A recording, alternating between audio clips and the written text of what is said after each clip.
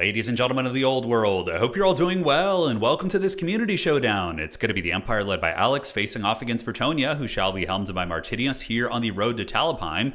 And the Empire is going to be coming in with a dreaded triple net build. So we do have a Light Wizard as well as a Temple of LUMINARK and Marcus Wolfheart, all of course whom have charges of nets. Marcus, I believe, has 2 charges on the Hunters, and there are actually 3.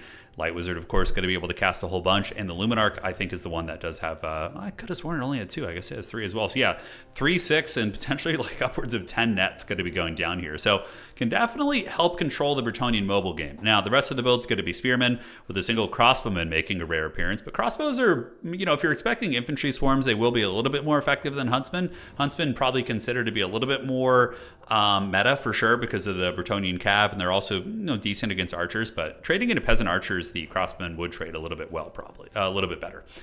So double stalking powder unit on the outside. So we have silver bullets as well as Sterling's Revenge and some spears on the outside. This is kind of an interesting idea, right? So you move the single spearman up to the objective. Your opponent thinks it's a weak position, then suddenly they move up with a unit and get blasted by 2 hard armor-piercing powder units, which is kind of a cool little trick. We'll see if it works out here. And for the build here, Martinius, going to be using some yeomen to try and ninja that objective out of the gates. And the rest of the build is going to be an unwashed peasant tide.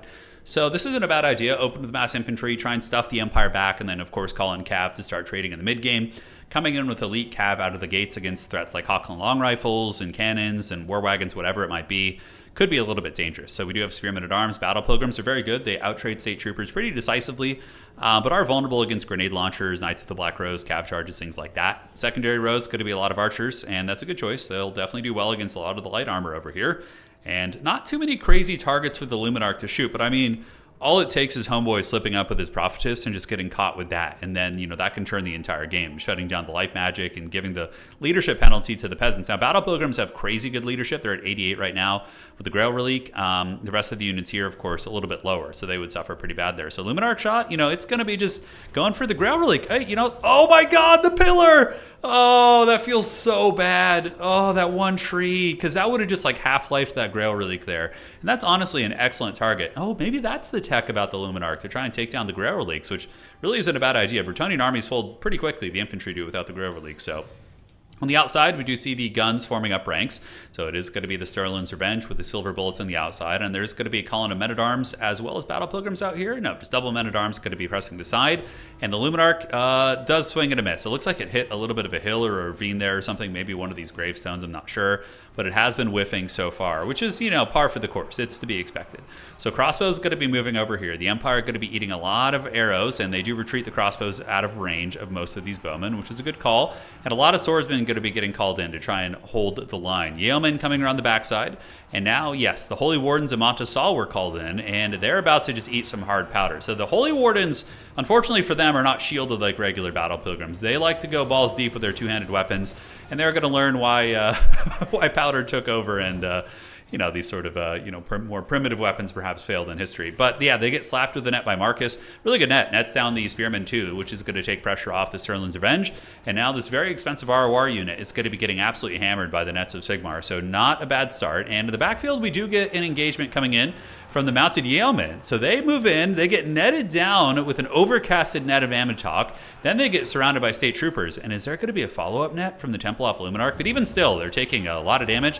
Martinius, of course, going to be paying attention and going to be trying to escape. And one of them does escape narrowly and does get on top of the crossbows, but they should get folded up by all those state troopers most likely. And here on this side, the Holy Wardens get eviscerated by that powder, and then the silver bullets are going to be retreating here. Now, is there going to be some fast cav called in? Nope, looks like more men-at-arms. No yeomen pressing into the flanks, and the Empire does call out one of the best units in this matchup, which is the Royal Altorf Griffites. They're an S-tier unit here, and they're going to be turning around trying to deal with the flanking mounted yeomen, so they're going to head them off in the woods. Yeomen might be able to get around them and get onto the gun units. We'll have to see. Sterling's Revenge, in the meantime, forming up ranks and getting some cost-effective shots into the shields here. Granted, they do have shields, so it's going to be a 55% mitigation. However, Martinius is able to get the middle objective, so the man-tide, the Bretonnian man-tide, the peasant tide, is able to wrestle objective 2 from the state troopers. State troopers do get overwhelmed there a little bit, and it looks like the LUMINARK is really, really struggling to, 27 value. It has not been able to hit the Prophetess, and Martinius, of course, very savvy veteran here, able to hide the old Prophetess behind the tree line, right? So that's going to mitigate a lot of the shots coming in from that. But swordsmen will outtrade baseline peasants for sure. And okay, it actually gets through the trees, and the Prophetess does get tagged in the face. Demogryphs there able to clean up the mounted yeoman, and honestly, the demis are so good. Like, this is like what Bretonnia and like Grail Knights wish they were. They really just cleave through, and the fact that they have glorious charge, they cause terror. I mean, so freaking good. They fold up the men-at-arms pretty effectively, and that is going to allow the Sigmarite powder to come back online. So the Silver Bullets, as well as the Free Company Militia, are going to be functional once again, and they're going to put a lot of hurt down on these advancing Bretonians, I would imagine. Demogryphs should be able to clean up most of the pressure. And wow, look at that. Marcus Wolfhart, as well as, yeah, you can see Marcus. Oh, and the Luminark with the steel chair. I'm so glad we caught that. So the Damsel gets taken to Pound Town, and the peasants are certainly going to be rattled. They're like, you know, they're all about venerating the lady, and they see just some giant laser beam of doom come and take out their lord.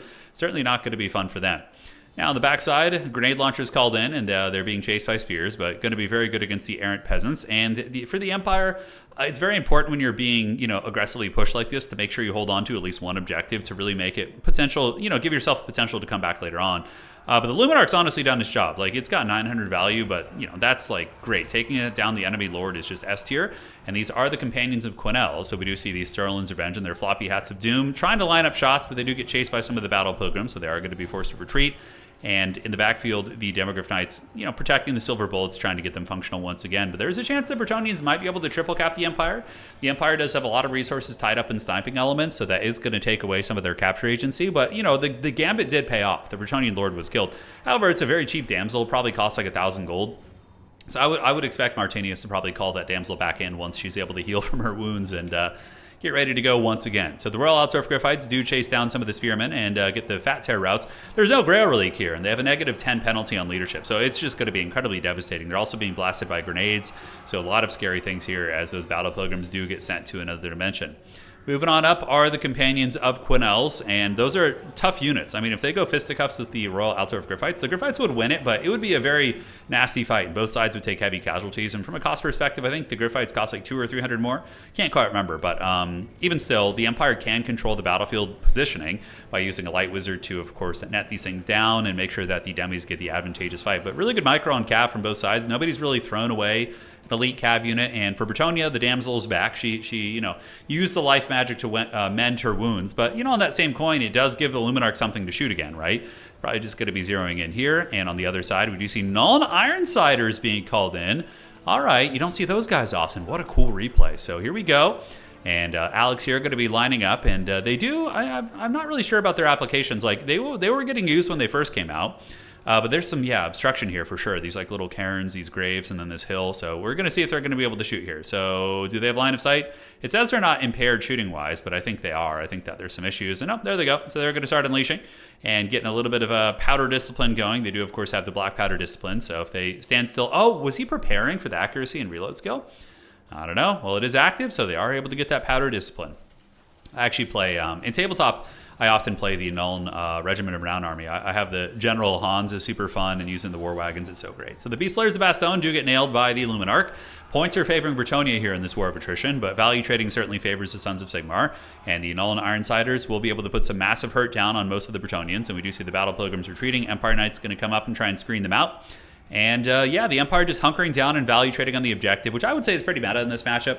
Usually the Bretonians will either do a full stuff, so they get mass cav and rush you in the beginning and try and keep you off for a triple cap, and then, just try and win on points. Or they'll do something like this, like a Vermintide of Peasants, and it's similar play styles. Like, their goal is still to beat you on points. Bretonnia typically won't outtrade the Empire in value. Granted, it can happen. Depends on the builds of the players and, the map, and there's so many variables, but... Companions have pulled back, and they will bully these Empire Knights pretty hard, but the Empire Knights are near spearmen, but are they going to get caught? Bretonnia, of course, doesn't have snares. Lance's couch for Sigmar, but they're about to get punished, and the Bretonians, they do have some okay cav units for sure. Knights of the Realm, and, these cav are expensive, but they can take the Empire Knights down pretty effectively. And, oh, that is the scroll ability from the Prophetess, I believe. Yeah, the Assault of Stone is what it's called.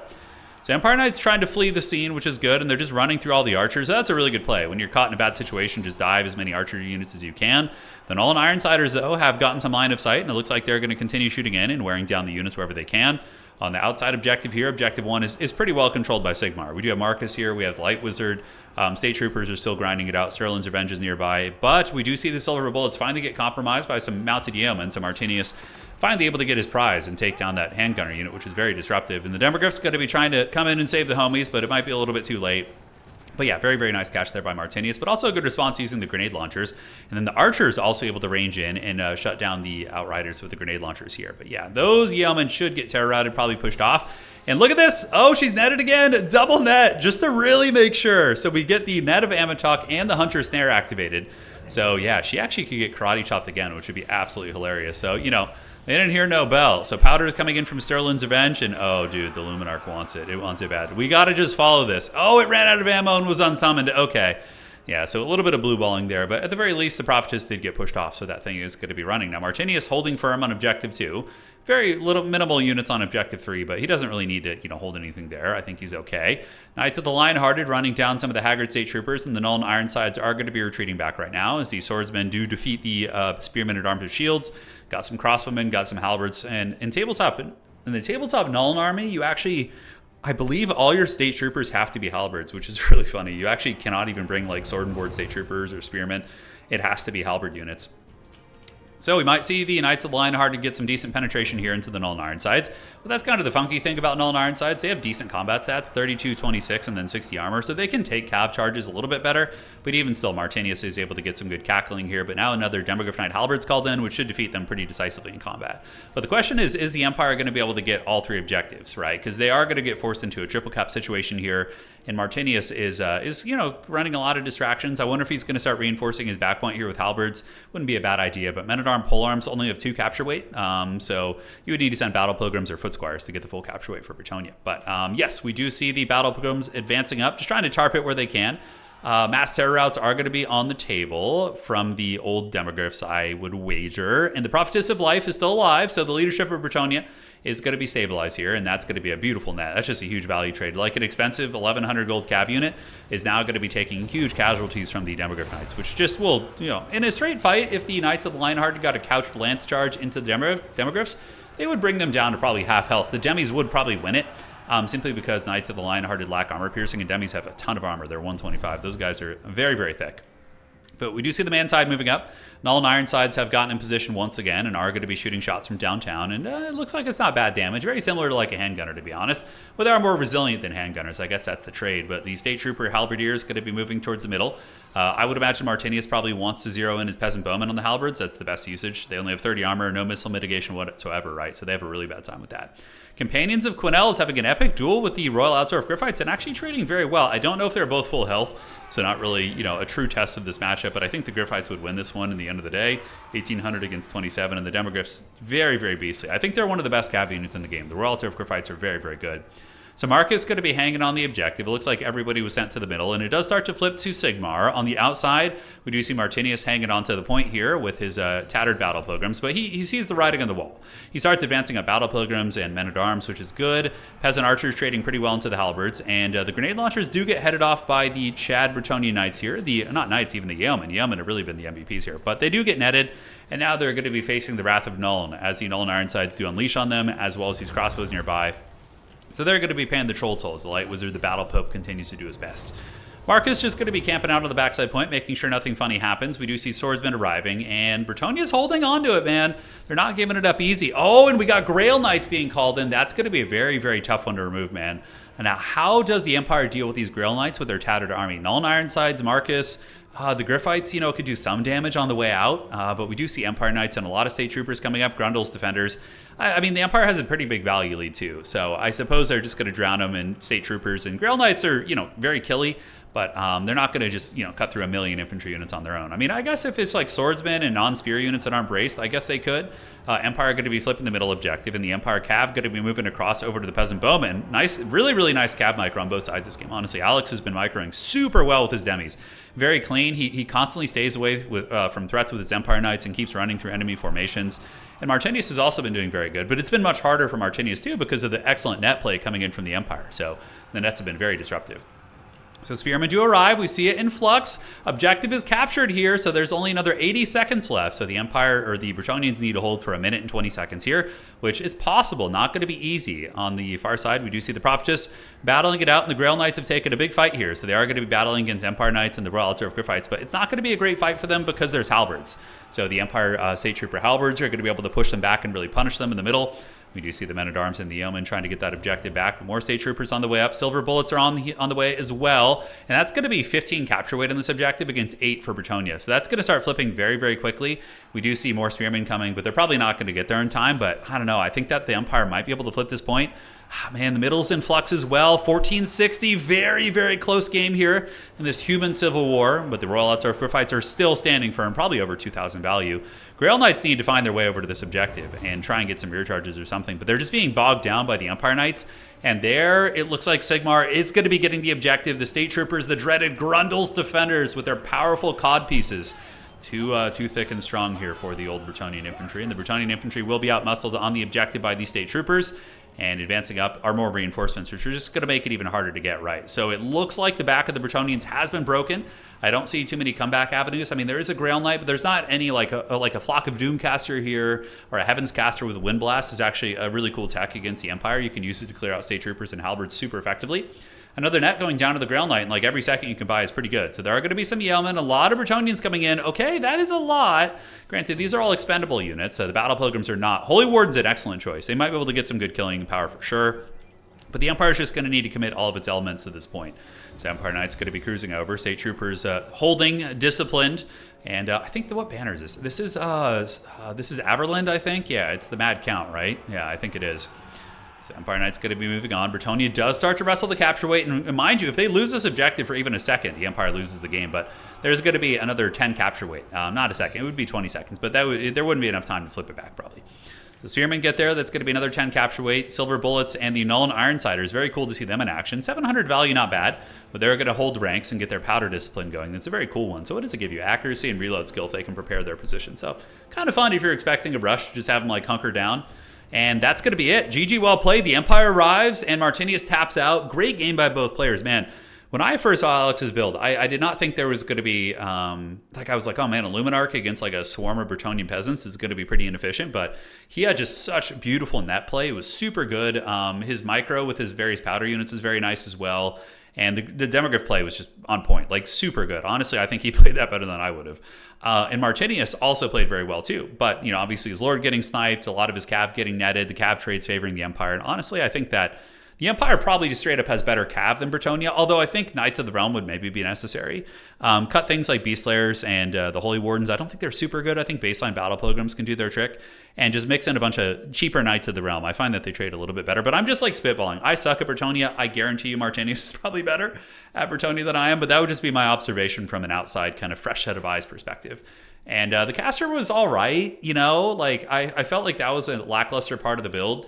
It just had Earthblood, you know, like either Flock of Doom spam against like the State Trooper bricks or like a Heaven's Caster or Fey Enchantress with Chalice of Potions and Healing and Awakening of the Wood, I think would have been really good against this build. Anyways, that's it for today. You guys take care of yourselves. Well played to both these champions, and we'll see you all on the other side.